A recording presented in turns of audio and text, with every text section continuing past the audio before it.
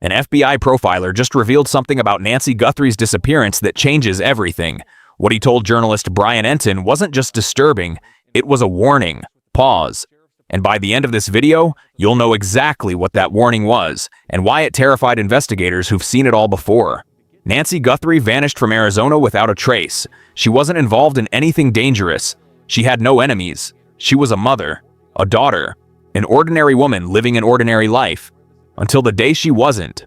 The morning Nancy disappeared started like any other. Nothing seemed wrong. Nothing felt off. But by nightfall, she was gone.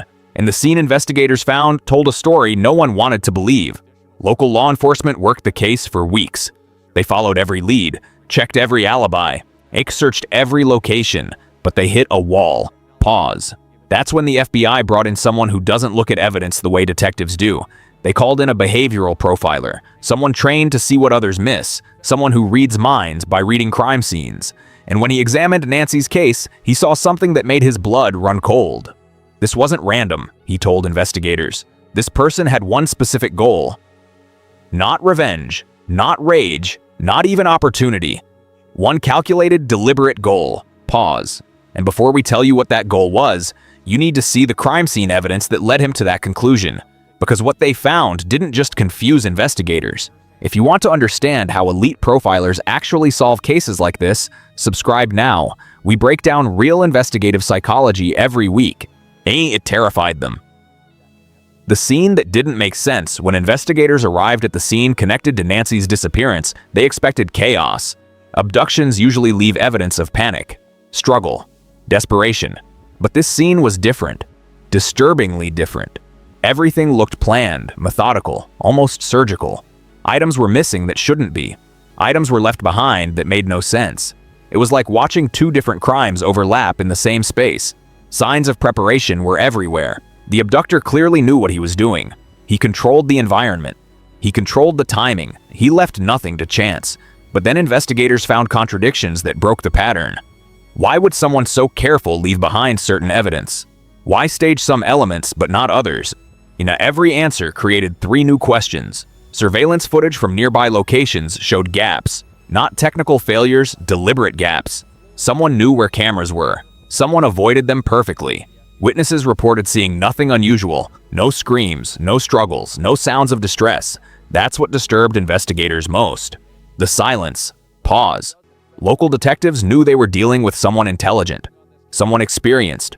Someone who understood law enforcement procedures well enough to stay ahead of them, but they couldn't build a profile that fit all the evidence. That's when the FBI profiler stepped in. He studied the scene for hours. He measured distances. He timed movements. He reconstructed timelines. And then he said something that changed the entire investigation. This wasn't about rage or passion, he explained. Crimes driven by emotion leave emotional evidence. This is cold, clinical, purposeful. The abductor didn't act impulsively. He didn't lose control. He executed a plan. But what kind of plan requires this level of precision? What goal demands this much preparation? Promise fulfilled. You've now seen the crime scene evidence that baffled investigators. The answer the profiler gave changed everything investigators thought they knew.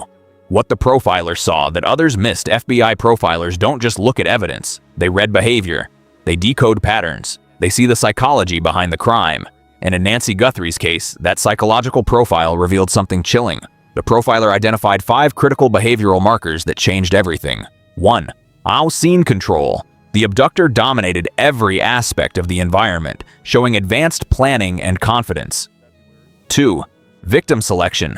Nancy wasn't random. She fit specific criteria that mattered to the abductor's goal. 3. Minimal violence. The lack of excessive force indicated control, not rage, suggesting experience with similar situations. 4. Evidence awareness. The abductor knew exactly what forensic teams look for and avoided leaving it. 5. Post-offense behavior. The abductor didn't panic afterward, didn't make mistakes, didn't reach out, indicating satisfaction with the outcome. These 5 markers pointed to what profilers call an organized offender. Pause. Organized offenders plan extensively. They choose victims deliberately. They control crime scenes methodically. They evade capture successfully. But most importantly, they operate with a specific psychological need driving every action. This wasn't some impulsive act. This was mission-oriented behavior, Promise fulfilled. You're about to learn what the profiler's warning actually was. The profiler compared Nancy's case to historical abduction patterns. He identified similarities with cases where abductors had one overwhelming motivation: not money, not attention, not even sexual gratification in the conventional sense. Pause. Something else entirely. The goal, the profiler told Brian Entin, was possession. Complete and permanent possession. Not kidnapping for ransom, not abduction for temporary control. Possession. The abductor wanted to own Nancy Guthrie entirely, to remove her from her life and place her in his, to control every aspect of her existence. That's what the evidence pattern revealed. That's what the behavioral markers confirmed, and that's what made this case so terrifying. Because if the goal was permanent possession, then the abductor had no intention of ever releasing her.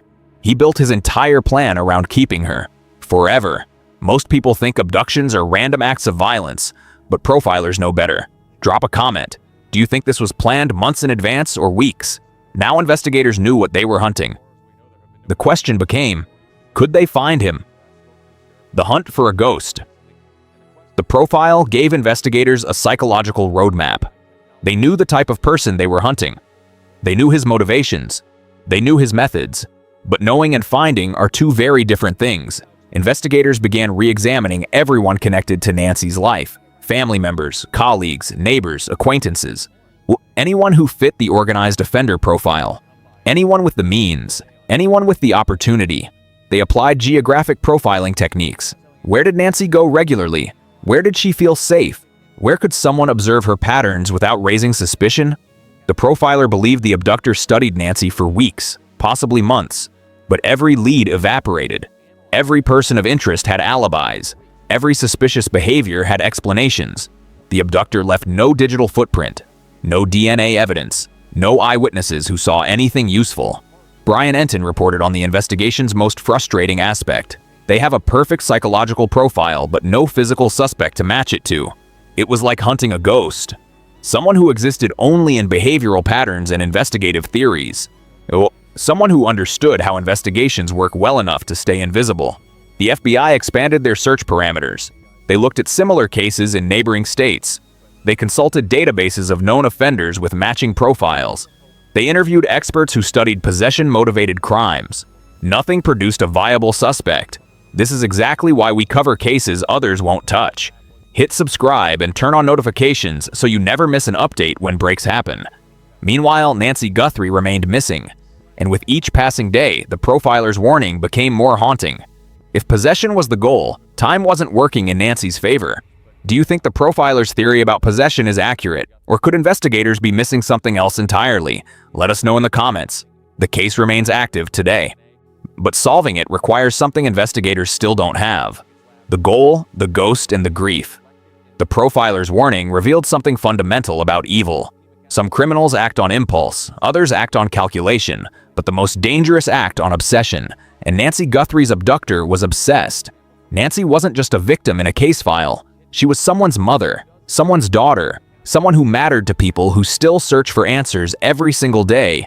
Her disappearance left a wound that won't heal until she comes home. The investigation continues. Law enforcement hasn't given up. The FBI still monitors leads. The profiler's assessment still guides their search. And somewhere, someone knows something that could break this case wide open. Cases like Nancy's change how we understand criminal psychology. They teach us that not all danger announces itself. Sometimes the most threatening people are the ones who blend in perfectly. If you have any information about Nancy Guthrie's disappearance, contact Arizona law enforcement immediately. Your tip could be the one that brings her home. What case should we profile next? Drop your requests below. We read every single comment. If this case moved you, share it now.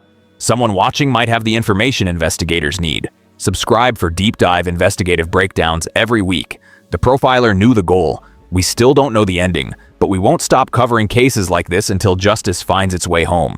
Because Nancy Guthrie deserves that. And so does every missing person still waiting to be found.